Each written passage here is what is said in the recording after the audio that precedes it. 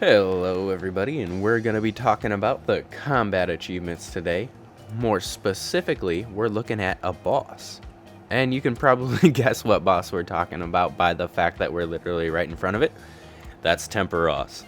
There's a couple of things that came out with our recent update, and the hardest one is obviously why cook.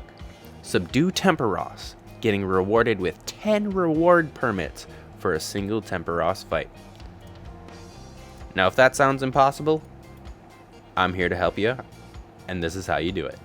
Also, quickly before we jump right into it, if you don't know how to do Tempoross, I've actually got a Tempoross guide video. It'll show you how to do it on a normal world, but this right here is a solo, and the only way that you're gonna get 10 points per round. Well, maybe not the only way, but the way I figured out to do it. Okay, so check out our inventory, everybody. You're gonna want a harpoon, a rope, a hammer, and you're gonna need to fill your inventory up to this point right here. You need 2 full rows and 3 spaces filled. That's very important. Now, eventually, the more you play Tempoross, or really the game, you're not gonna need your rope or your hammer, because you could replace it with Barbtail Harpoon, Imakando Hammer, wearing your Spirit Angler's outfit, any of that. But the point of the matter is, this is how we're gonna head into Tempoross, and let's do it. I figured I'd give you guys a RuneScaper in their natural habitat, trying to do a solo, but no, we're gonna crash. Just why? Okay, now we can actually start our journey. So we're gonna go ahead and start this off just like any other Tempoross. Get as many fish as you can, cook them, and then, throw them in the cannon. If you've done a normal Tempoross, you really shouldn't be confused by this. It's just gonna go a little bit longer. And there's like 1, maybe 2 more steps in it. Imagine getting double fish from a double fish spot. I'm not gonna tell you to tether to the mast or repair things, but you should tether to the mast and repair things. Once you got all these fish cooked up, we're gonna run straight up to the boat and throw them in the cannon. And this is actually where our inventory setup comes in and is very important, because all of these cooked fish will get it down to 4%. We should be able to get all these fish shot through the hole before we even worry about the fire. But once you've got all your fish filled into the crate, go ahead and repair and douse fires. And the good news is we don't even get to let the fire spread this time. Get it. There we go. I'd say we're making good time so far. Now that we're fishing and we're trying to stock up for our next inventory, so this is the inventory for next round, we're gonna drop a bucket. Obviously, don't drop a bucket that has water in it. I'm gonna drop 1 more bucket just to be safe, because I need 1 fish to get it down to 0 energy, and 1 more fish actually gets eaten up. Like, it sends out 2 fish, and it'll hit 2 fish for this round. So it'll actually take away 1 of the fish for next round. Hopefully that made sense, but that's just how it works. And it looks like we were able to cook all of these fish without getting washed away or set on fire. Now, just constantly feed. Don't stop, because it's going to send 1, 2, and then the next round it starts building them up. So you actually just lost those 2 fish for next round. But you still get points for them though, so don't worry about that.